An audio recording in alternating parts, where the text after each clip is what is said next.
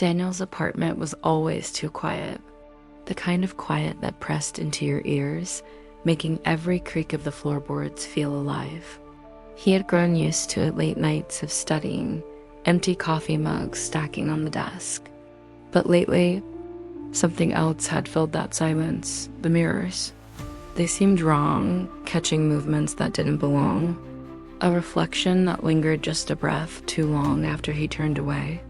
At first, he blamed exhaustion, the mind's tricks after hours of staring at textbooks. But deep down, he knew better. One night, brushing his teeth under the dim bathroom light, Daniel noticed his reflection didn't follow. His hand froze midair, toothbrush hovering. In the glass, his reflection was still brushing, slow and deliberate, eyes locked on him with a strange intent. His stomach twisted.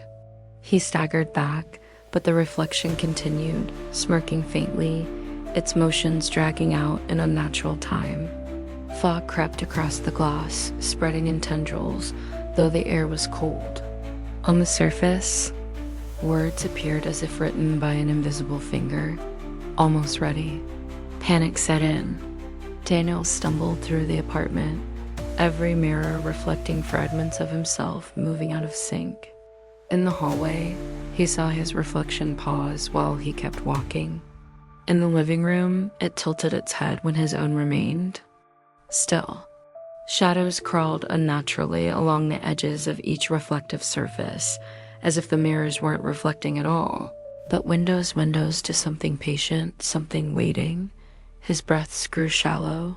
He threw a blanket over one mirror, then another, but each time he uncovered them, the reflection had... When midnight struck, Daniel returned to the bathroom, heart pounding. The mirror was fogged, and on it, his reflection stood perfectly clear, smiling, alive, moving freely while he stood frozen.